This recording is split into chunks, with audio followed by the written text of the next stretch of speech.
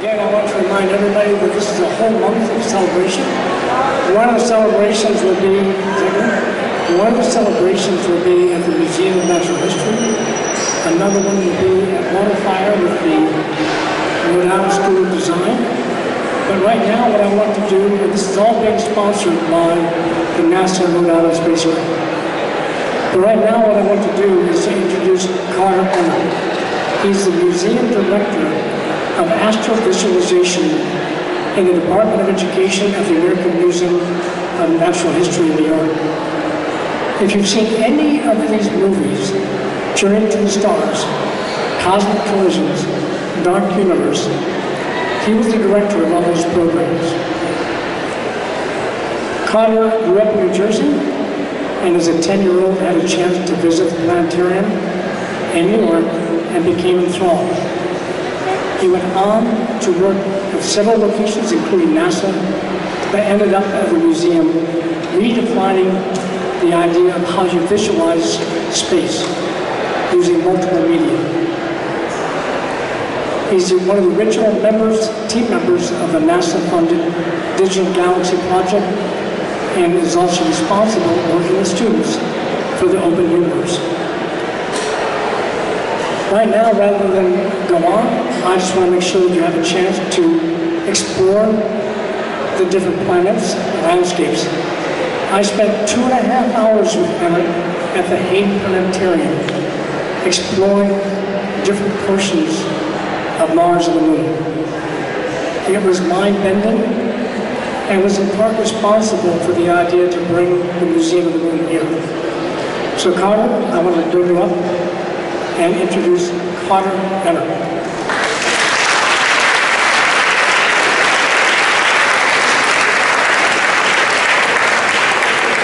Thank you so much. Can you hear me? Can you hear me back? I went out. Just a little. Now I'm going to just plug in. I think some of you were watching while I was rehearsing, basically. But it's, when Pete told me about this, I was very excited to come up, and unfortunately, right after this, I had to run home for a production meeting. So, yeah, great. So while Carter sets that up, over here you saw some people call it the command module. We actually call it the CCM, which is the Connecticut Command Module. And this was a project by the Warwick Technical School high school students to make, it's about a 40–45% scale command module. And we wanted to thank them for their industry and their creativity, and they're sharing it with us. But it's also going to be featured at the Connecticut, the first annual 50th anniversary celebratory parade in Connecticut coming up on July 20th. So please catch that, and remember, Waterfire on July 20th is all about the moon with many, many great surprises. And I mentioned earlier this was the first of 3 scientific things. Another thing is we're coming back with the project we did with the physics department on the black holes and physics and the Large Hadron Collider, and we're also doing another project with the, I'm trying to remember what it is, sorry. The Internet Rhode Island community. Well, thank you. We'll get started here. I wanted to just introduce what I'm going to be showing. It is something you all have paid for, and I'm grateful for that. Thanks to NASA funding, starting in 2015, a 5-year project. We're wrapping up this project. Possible continuation of funding in the future. But if you're interested in what I'm about to show or what you've seen so far, you can download it and play with it yourself. It is a representation of the universe that is as accurate as we can make it, and thanks to the hard work of really people from around the world, not only NASA, but internationally, data from all around the universe gathered by people here on Earth. And the project is openspaceproject.com. We're really a .org, but we have this .com extension, but Open Space Project, and you can download this open space software. And so I just want to get going. I'll just mention that I mentioned the NASA sponsorship, but this really started as a project when I met a professor from Sweden, Professor Anders Ingerman, in 2001. And so Linköping University in Sweden, I've been basically hosting their master's thesis students who have built this software over the years. And when we got NASA funding, that enabled us to collaborate with the University of Utah, which is the largest data visualization research group in the world. And it's a great honor to work with them, as well as New York University's Tandon School of Engineering. So let's get rolling. What I'm going to do is just minimize this, hopefully. And I'm going to run open space. It's actually loading now. And while it is, it's actually loading not only the Earth, the Moon, and Mars, the solar system, but we have really good data. We have really good representations, thanks to our satellites, of Earth in a continual basis, and also in the last decade and a half, really, actually a whole series of spacecraft that contribute to this, but mainly I'll be showing data from the Lunar Reconnaissance Orbiter around the Moon, and also the Mars Reconnaissance Orbiter at Mars. And this is the Earth yesterday. And this is the last full global mosaic that NASA has posted of the Earth, and it actually sort of recycles at the international date line. So if I come in close here, you can kind of see a seam over the Pacific at the international date line, and just east of New Zealand. The coverage of data is a little bit incomplete down around Antarctica because of the lighting. Because Antarctica now, of course, it's summer here, so it's winter in Antarctica. And we see also it's winter in the southern hemisphere. Here's Australia.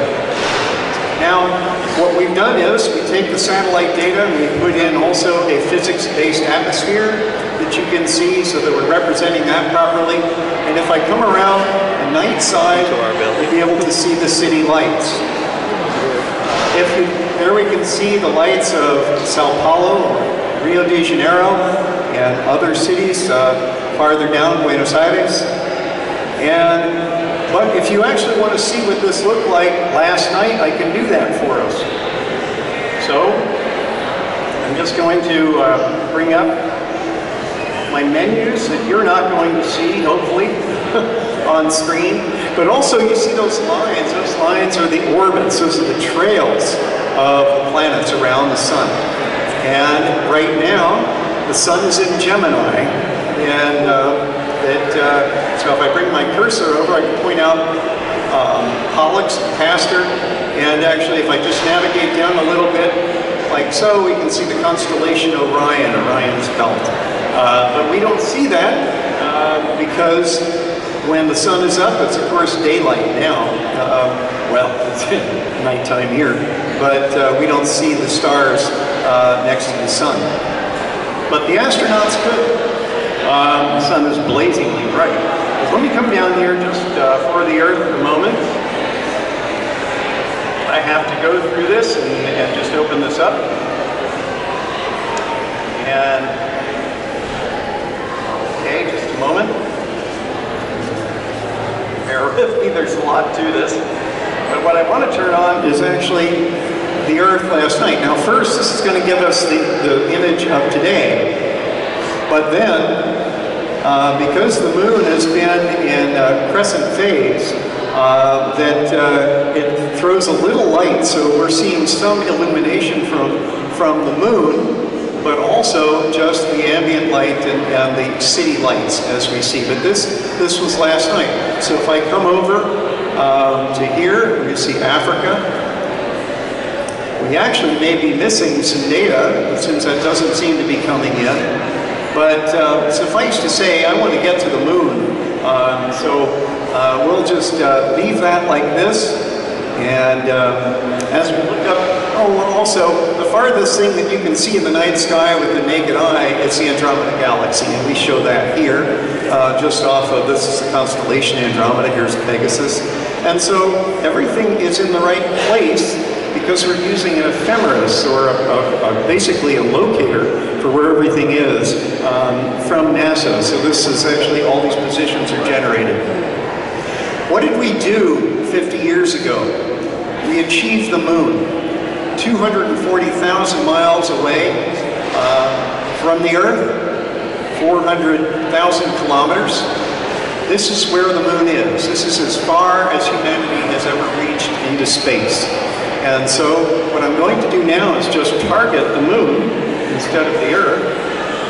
And what I want to do is actually take us back in time to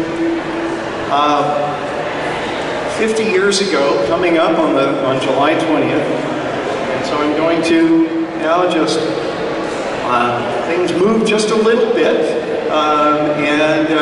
But what I've done is I've reset the moon for the exact date of July 20th that we landed on the moon. And I get close enough here, I'm going to turn off, the orbits turn back.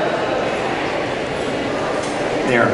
What we see here are the orbits of Apollo 11 as it went into orbit, first with a wide swinging high orbit on the back side of the moon. And you can see how those orbits, there's the Earth in the background, and then we see the high orbit they went into first.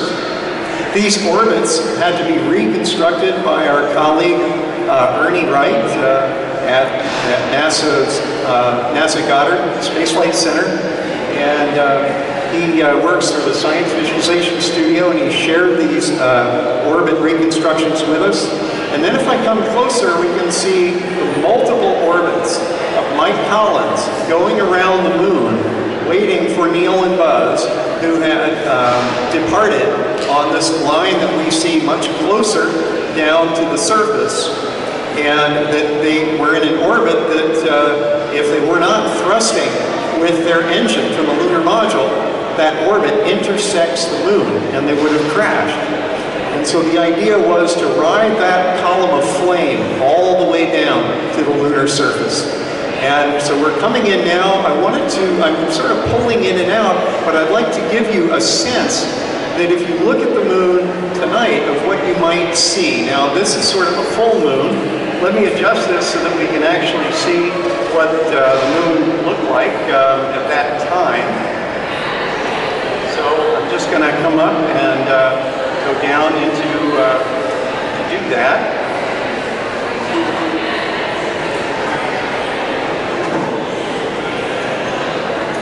Sometimes this is just a little slow because I have too many things to go through here. So my apologies on that. Here we go.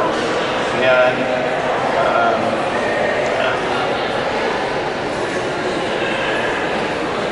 right.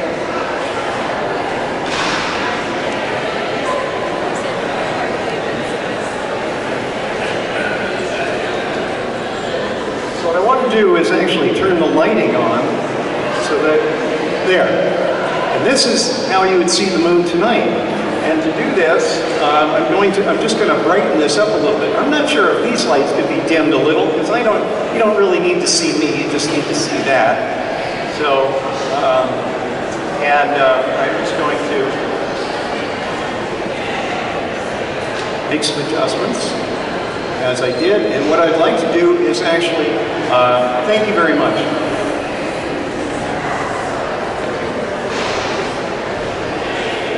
And with the moon, I'm going to, I just want to make sure that I'm going to actually, well, okay. I'm going to turn that off just because I think we can see the moon better this way. So we're going to come in now, and what we're attempting to do still is actually connect where Ernie's trajectory, again, if I come low on this, we can see that the trajectory comes in and almost reaches the destination in that rectangle. But we're going to come in now to that rectangle, and we're going to come into this very high resolution patch on the moon, thanks to the Lunar Reconnaissance Orbiter. And this actually photographs images down to about 10 inches in resolution, 25 centimeters. And I'd like to line up for us over the crater that Neil Armstrong the computer was targeting. Now, they had some issues on the landing just because we didn't understand the gravity field of the moon well enough. There were mass concentrations underneath these big flat mare areas, these dark features that we see on the moon. And so he was being targeted right here for this crater. These boulders are about the size of cars and are about the size of the lunar module. So right about here, at about 2 minutes out, Neil Armstrong took over manual control and started flying in. And he was getting low on fuel, and he was looking for a nice, safe place to land that didn't have any obstacles. So he's flying this thing like a helicopter, and as we come in, again, he's balancing on a column of flame. Buzz Aldrin, you can hear reading out basically the fuel gauge and the range and the velocities and so forth. But here we can actually see, I'll bring my cursor over, this is a model of a lunar module, but this shadow here is actually cast by what was left on the moon, which is the lower portion of the lunar module. Right here we can see Neil Armstrong's footsteps as he walked over to this crater called Little West Crater. Whoops, I didn't mean to do that. Let me just retarget on the lunar module here, and we're going to come in.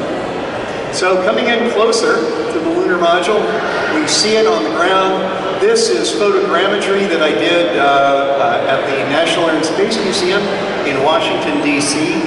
Basically went down there and took a lot of pictures with my iPhone and used reality capture software to kind of stick it together into a 3D model. But there we see basically the statue of Neil Armstrong, which you can see if you go to Washington, D.C.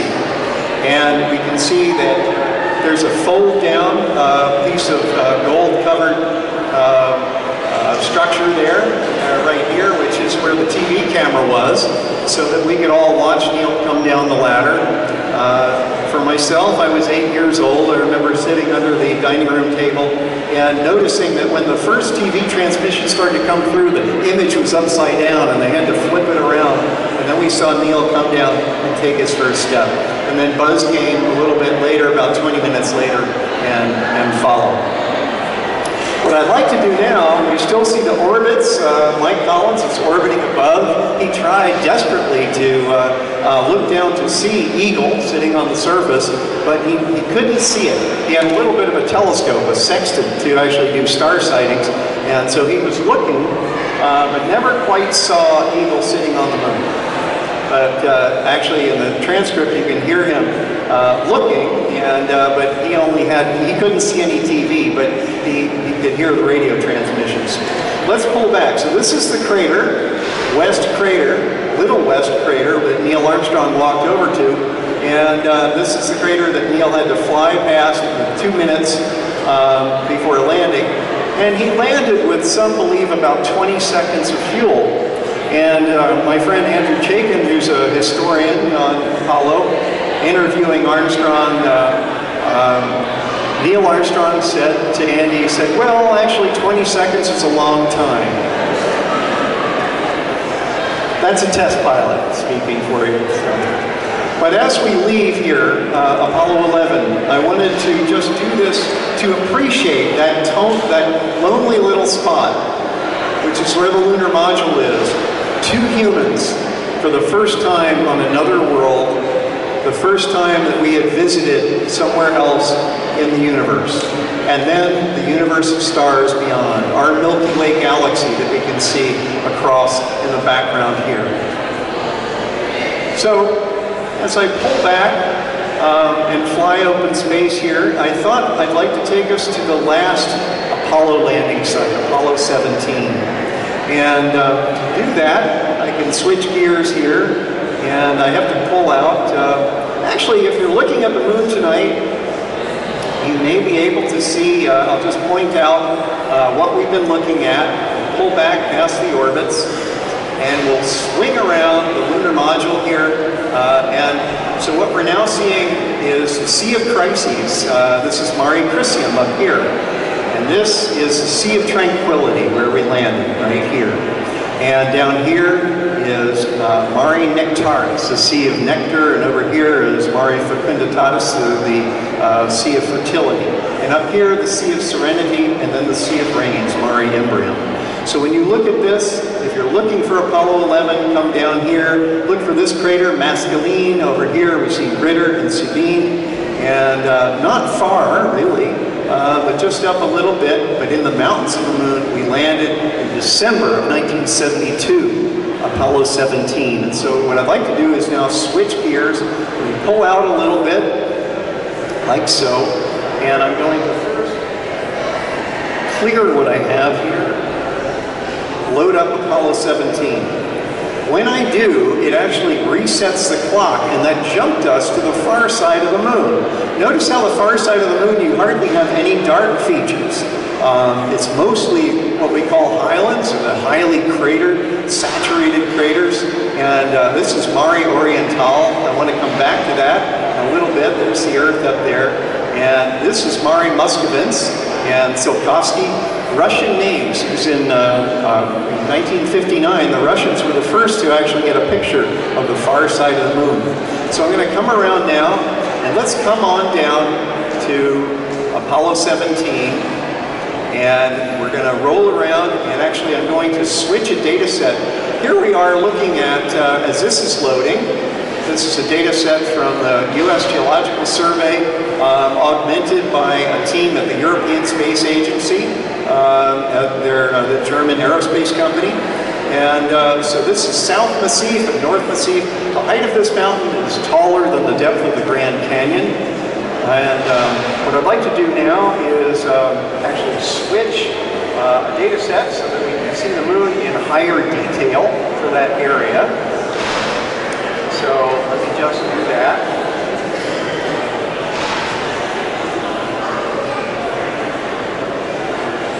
You guys are very patient with me as I go through all the menus and load this stuff up. So we actually switched from the wide-angle camera mosaic from the Lunar Reconnaissance orbiter to actually a higher resolution global map of the moon, thanks to our friends at the Japanese Space Agency, JAXA. And we're going to come in to this area here in the Valley of Taurus Littrow. And the last place that we explored on the moon, we landed here. We'll come over, we have a lunar module similar to what you saw with 11. But these long transects, these long drives were thanks to the fact that we now had a rover on the moon, the last 3 missions, or the scientific missions.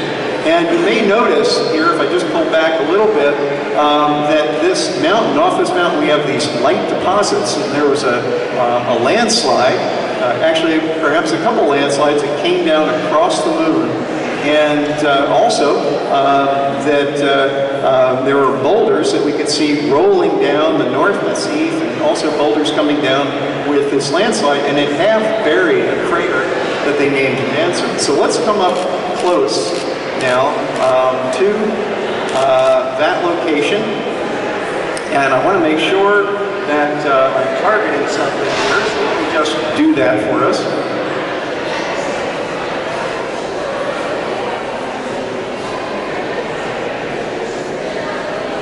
Okay, so I'm coming into where they explored over here at the toe of the landslide. And so this says it's the second station on their EVA, or extravehicular activity. So we're coming in, this is the toe of the landslide. Here is the half-buried crater. And as we come up, I'm going to just turn on a higher resolution patch of this exploration area for us.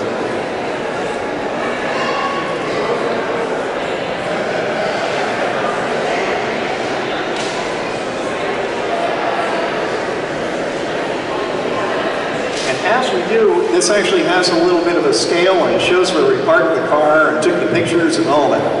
And so as we come down closer, if you can see, maybe not in the back, might be a little difficult here, but this is the LRV, or Lunar Roving Vehicle, and I'm going to just level this out so that you can see this a little better. And working with students from the Burton County Academies High School, my students were doing photogrammetry work in their high school work, and so I asked them to take the pictures that Jack Schmidt, the first geologist, the first geologist to go to the moon, the only scientist to go to the moon, and Gene Cernan took of these rocks, and we were able to do photogrammetry from the Hasselblad pictures. And they have something here that sits on the moon called a gnomon, and it stands about maybe waist height to give you a sense of scale. But we can come right up and look at the rocks thanks to a 3D reconstruction using this process called photogrammetry. One of my favorite things about this is that down here we can see 2 footprints. And what I'd like to do is swing around so that we can actually stand in these footprints. And I believe that Gene Cernan took this picture. I'm willing to be corrected by Jack Schmidt. Gene passed away a few years ago. He was a very gracious man. And but Jack Schmidt is still very much alive, and has been on the lecture circuit of late, as well as a lot of the Apollo astronauts. But I believe Gene Cernan took this picture, and it always confounded me because I thought, wow, you know, the horizon was not that low. Looking up above this rock you can actually see the Earth. And so that's why those blueprints are there, because the astronaut is standing there taking this picture of the Earth sort of floating right above the rock. So what we're going to do now is pull back away from Apollo 17. And there's another boulder called Boulder 1. There's Boulder 1, Boulder 2, and Boulder 3. And so we're going to pull back away and gain a broader perspective here across the moon.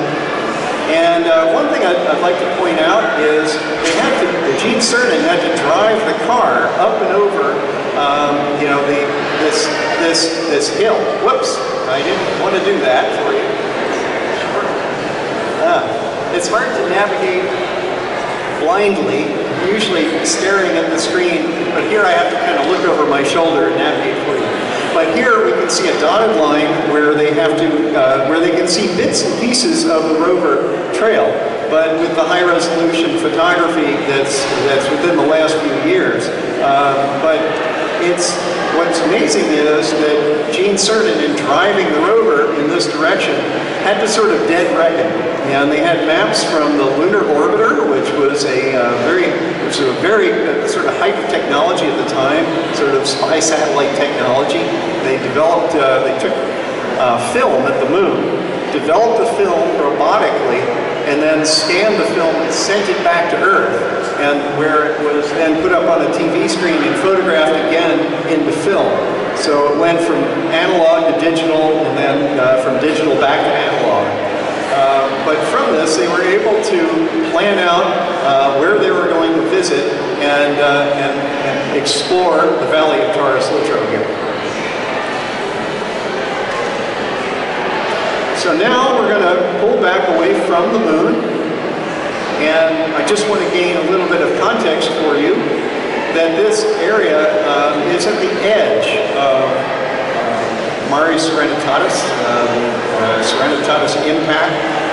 This is one of these very large impact basins on the moon, and so where the moon was hit, and so this large circular depression, just to pull over here we can see these are craters. But if the crater is large enough, we call it an impact basin, and over hundreds of millions of years, the lava's flowed in. We know that because we picked up material, moon rocks, basically from the edge, the lighter material, which is about 300 to 400 million years older than the material that upwelled up here in these dark features of the moon, which we call the mare. We used to think, well, maybe they were seas, oceans on the moon, and that's the Latin word for ocean. But we now know that it's just they're darker because there are these lavas that are upwelling. Also, I'd like to just come around to the far side, and this is the Kaguya data. There's some data that's missing. That's what these dark areas are. And also the lighting is very difficult. This is taken by an orbital mission that goes from pole to pole. And the lighting at the pole is very difficult. So we have some missing data and the lighting is a little strange. But this area in here is perhaps the largest and most ancient of the large impact basins. This is the South Polar Aitken Basin. Now what I'd like to do is come around here to look at the Eastern Sea, Mare Orientale. And because at this point, it's a beautiful spot to observe the Earthrise from. It's not where Apollo 8 actually saw the Earthrise. They were over the crater Pasteur. But this in here is a very beautiful spot to go to and look at the Earth. In fact, I want to recompose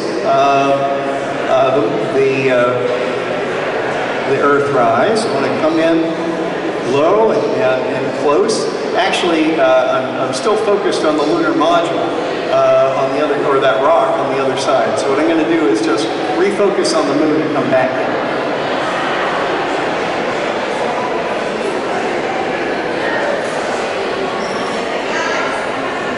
That'll center me, and then I can come in, and as I do, we're going to come low. This is a large impact basin on the moon. We think it's the youngest one, and so it's dark in the middle, and then it has these multiple mountain rings around it, so it's a very large impact.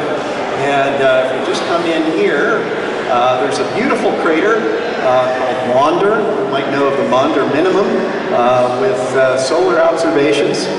And it's named after Annie Maunder, who was she was a solar astronomer, and she found this cyclicity of the sun.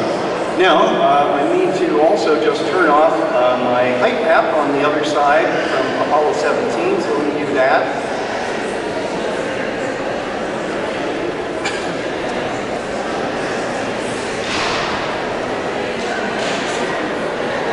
And as I do, that will give me now a height map for here. And I'd also like to just adjust the time.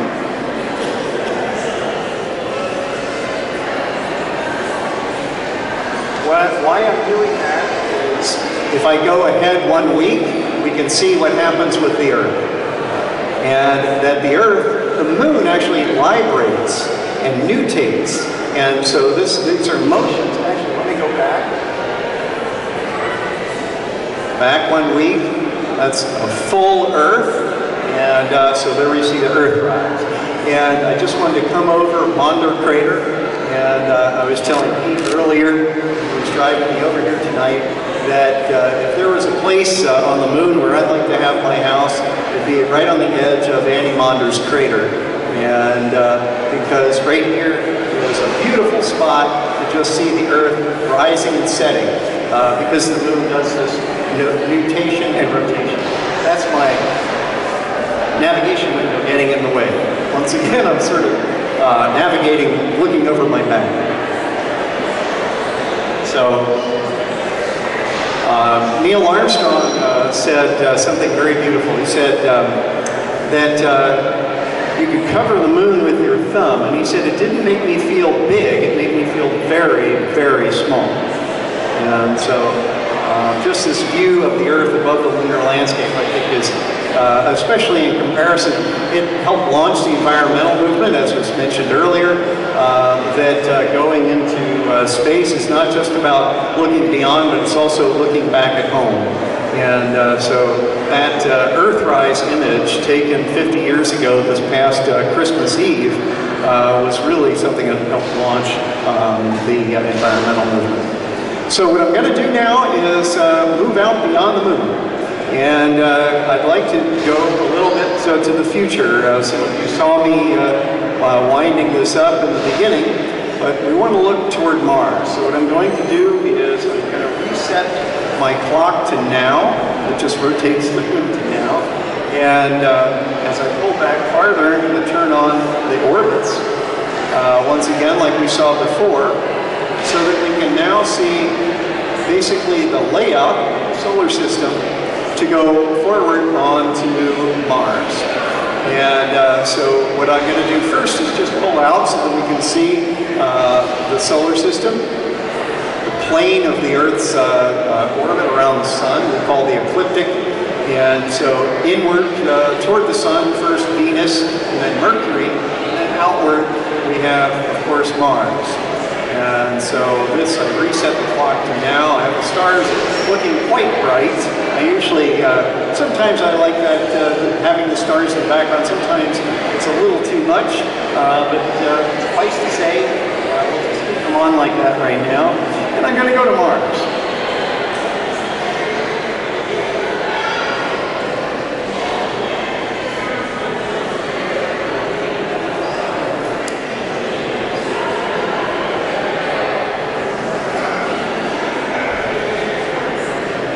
So we're going to recenter on Mars, and now we're going to zoom in toward it. And as we get closer, we will see finally the red planet. It's red because of an iron oxide.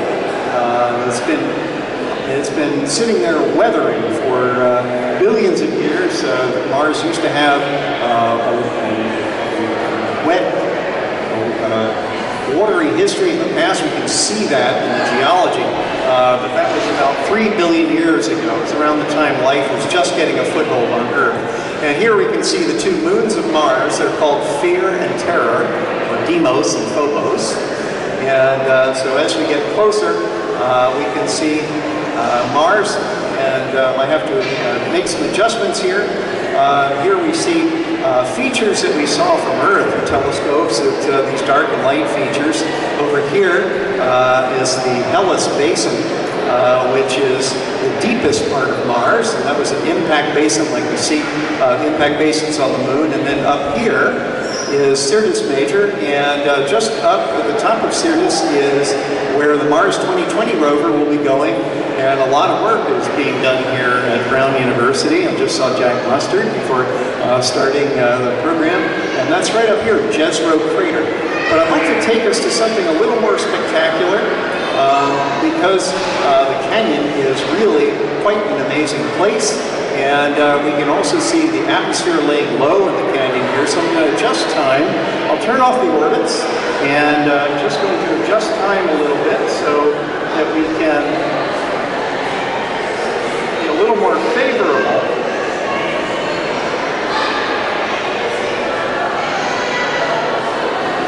And lighting for the canyon. Now Mars is half the size of Earth. It has craters like the moon, but it also has giant volcanoes, larger than we see on Earth. Some of those volcanoes you can see right now sticking up out of the atmosphere. This is Astrovisualization Mons and Cronus Mons. If I go a little farther with the lighting, we'll see Olympus Mons. And that's the largest volcano in the solar system, about the size of New York State, 3 times the height of Mount Everest. And it's actually, since we're talking about it, we'll just bring the lighting around. And now, this color map is not meant to show a lot of detail. Because we have a map that shows a tremendous amount of detail, but it's black and white, so we're using this color map to basically bleed the color information into what I'm about to show you. So, I just need to bring up Mars.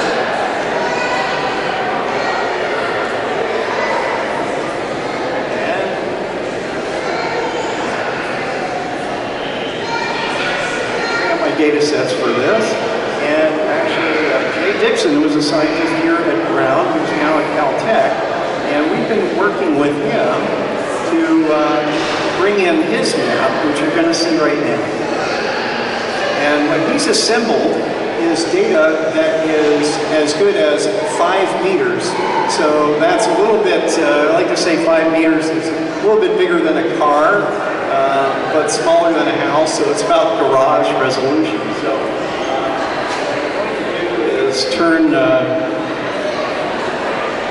adjust how I'm actually seeing color. There we go. And as we do, this will allow me to come in. Now you can see these vacant areas where this is where we get to acquire data, but this mission is still active. And so this map can be updated. So here's Olympus Mons. It has a scarp around it, and at the base, a basal scarp. And then here's the atmosphere. Notice how thin the atmosphere seems to be. It's actually proportionally, seemingly, or visibly a little thicker than the atmosphere we have on Earth. We have a heavier, we have a heavier planet, more massive, and so we actually hold on to our atmosphere. Mars is a very, very thin atmosphere. It's deceptive because of the weathering of the dust on Mars. It's even less than a powder. It's actually more like almost smoke particles. But Olympus Mons sticks up out of the atmosphere. This is 50 miles wide, so I like to tell the audience in New York that you can stick the entire New York metropolitan area in this caldera. So let's fly in over this. In fact, this just reminds me, I have one little tweak I can do to improve my height. There we go. That just gives me a little bit more definition in this as we see the caldera. Now it's sticking up out of the atmosphere, so up here we see the stars easily, sort of looking up even in the daylight sky. But from here, we're going to climb up, back off of Mount Olympus, Olympus Mons, and because it's so large, it's a shield volcano, climbing it would not be very spectacular. It's a very gradual slope, even though it's very, very high. So I'd like to just pull up, and before I go too far, I want to now just drive back in this direction to pick up the canyon. Whoa, okay. That was rather abrupt. I think I know what happened. So we'll just pull around. Sorry about that. Let's come down now into the canyon. And first, we start picking up the canyon at a place called the Labyrinth of Night, Noctis Labyrinthus. And this is where Mars actually rose up. It's just like, you know, if you're cooking bread in the oven and it rises and it cracks on the top. Well, Mars did the same thing. We're not quite sure why, but it bulged and it relieved its stress with the volcanoes, but also where it cracked, it created this giant canyon, Valles Marineris. And Valles Marineris is named after the Mariner spacecraft, Mariner 9, that discovered it. And so we're just going to come in a little closer here. And let's see. My controls are a little squirrely. I'm not quite sure why, but that's okay. And we're just going to come in over this area in here. And what I'd like to do is actually give us even higher definition for a couple areas that we'll show before I gotta get off the podium. So let me just make sure that I can bring those in as well.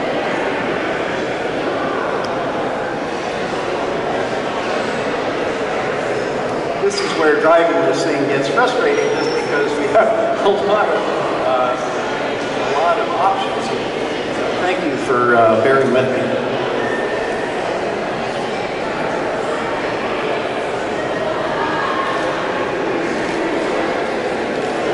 I haven't crashed into Mars yet.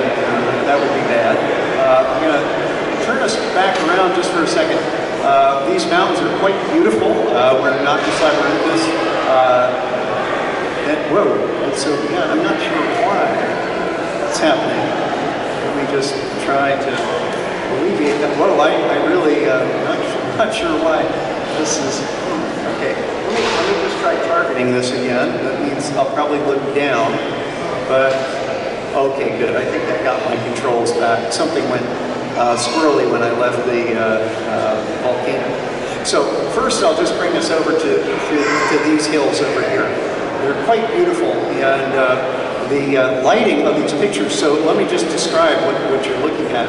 So these pictures are taken as it orbits Mars, and it takes them looking straight down. But it also has taken advantage of a laser altimeter, which on a previous mission was able to measure basically the mountains.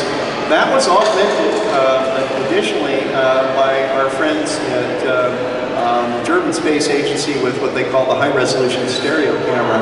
And so what you're doing is combining these shape models that you then drape the pictures over, and you all are familiar with this as sort of Google Earth and flying over Earth. But in this case, we can get up close and personal to Mars. Now, this resolution is about 5 meters, as I mentioned. And you can also see the effect of sand dunes. You can see that all along here.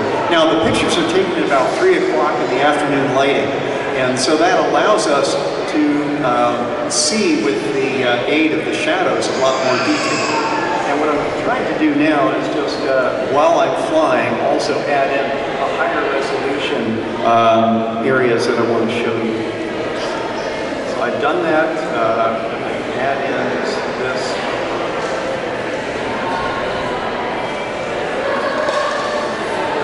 Click the right button. Okay. And I think I have that on there now. And yes, so in these patches that are a little bit lighter, we have extreme detail. And so here is one area that's actually quite beautiful. If we just allow ourselves for a moment to come down, there's a difference between the height map that we see that's global, and then also the height map that is high resolution in here. Because we're able to get really good resolution where you take 2 pictures and do stereo analysis of the area so that we can actually get detail that sticks up and we get extreme detail as well as not only in picture but also in form. And so in this way we can really explore. Now this is done so that we can get very fine resolution on where we want to land our rovers. I mentioned just in passing Jezero crater, but maybe we'll go over to that delta. But here in the middle of this valley, which does not have a name, I actually suggested to a colleague at NASA, he said, have you named it yet? And I said, I call it Pink Panther Valley. And he goes, why that? And I said, well, my father drew Pink Panther for Owens Corning fiberglass and put me through college. So I call it Pink Panther Valley. So he laughed, he said, well, I'll put a good word in for you on that. But Mars is pinkish in color. It's an iron oxide. So let's just pull up here. I want to move up. I want to actually, I'm not sure what time it is. I have a train to catch back to New York, unfortunately. But right here is Iastasma and Tithonium. This is the western extent of Valles Marineris. If any of you have been to the Grand Canyon, I had the great pleasure of just visiting there about 2 weeks ago. Is this little tributary canyon we're coming in and flying over right now is the size of the Grand Canyon in Arizona. The depth of these canyons is basically about well, in the deepest part of the canyon, it's as deep as the height of Mount Everest, or actually a little deeper. It's 10 kilometers, and so 10,000 meters, and Mount Everest is actually about 9,000 meters. So if I come along here, this canyon has happened because Mars bulged and created this giant crack. So this crack is more akin to the African Rift Valley than it is the Grand Canyon, which was carved by an uplift with the Colorado River running through it. And if I come into any of these areas here, we see fantastic features where the canyon walls are several kilometers high, And then if we just come in close to some of these areas, these are several hundred meters, and they're basically layers of sediment that have been laid down, likely by atmospheric phenomenon just over the eons. And these are sulfates. You would expect sulfur in the atmosphere, and so the sulfates, you would expect that because of the volcanoes. And so we see these layers, and then they have been exposed and eroded by wind over time. And so this is exactly not, this is an example of where you would not want to land a rover. But it's nevertheless a very beautiful area. If I just pan up, we can see to the canyon walls. Now, I should just balance this in color and all that, but I have limited time, so unfortunately, I'm just going to rise up here a little bit, and I'd like to perhaps take us to the other side of Mars from the canyon. There are so many beautiful places to go. As Pete said at the beginning, we spent a couple hours in the dome, and Peter was on microphone. He was guiding us all around, and in the end, I think it was just Peter, Barbara, his wife, and myself in the dome. Everybody else had left. Here we can see the evidence of large outflows of water. I have to wait for the data to page in. We're doing this live, obviously, well, maybe not obviously, but I'm online live, so we're pulling this data from a server at the University of Utah. But here we see these river channels of these outflows. And if I just now move over to the other side of Mars, it's going to be nighttime. And so what I have to do is adjust the lighting again so that, that we'll see daylight on the other side.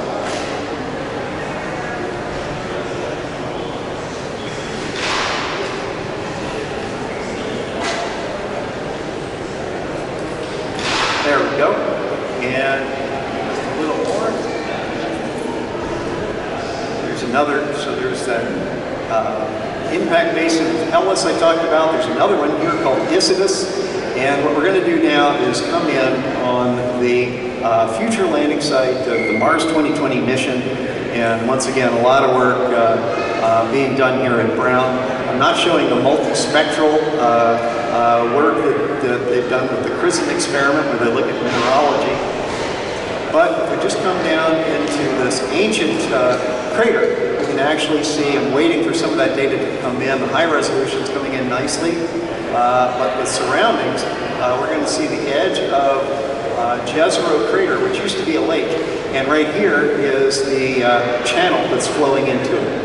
And typical with this global map from Jay Dixon, it's a little low contrast because he's had to balance all these different lighting conditions to make this map. So let me just try my best to give us a little bit more of what we can see here. Okay, last thing I'm going to crank the gamma. It's going to make it look dark. And I bring this up and bring up the contrast. There we go. And now we can see this delta deposit right here, which is where the rover is going to go. And that right off the delta is this fairly safe landing spot. It's been judged safe because of these high resolution images. We can see that it's nice and flat for landing. And then we'll be coming just in here, and then the rover will be investigating this delta here in Jezero crater. It's from the earliest epoch of Mars, when Mars has been heavily bombarded like the moon with craters, which happened really about 4 billion years ago. And then that trailed off.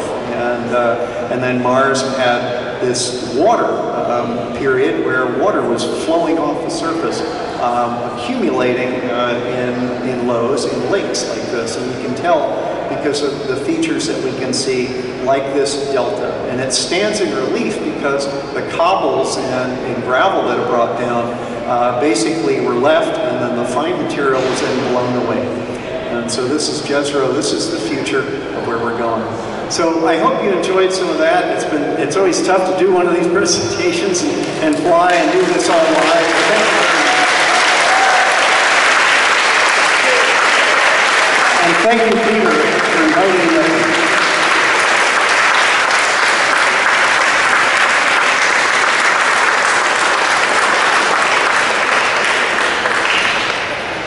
Carter mentioned a couple of names.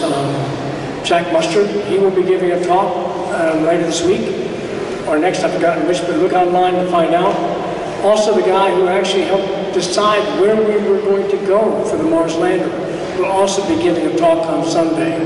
So I do hope you come to some of these talks, you'll find them really interesting. But before I turn it off for tonight, I'm going to turn it over to Barnaby just to say goodnight. And then I hope when you stand up and turn around, you will see a moon that you did not expect. Absolutely gorgeous.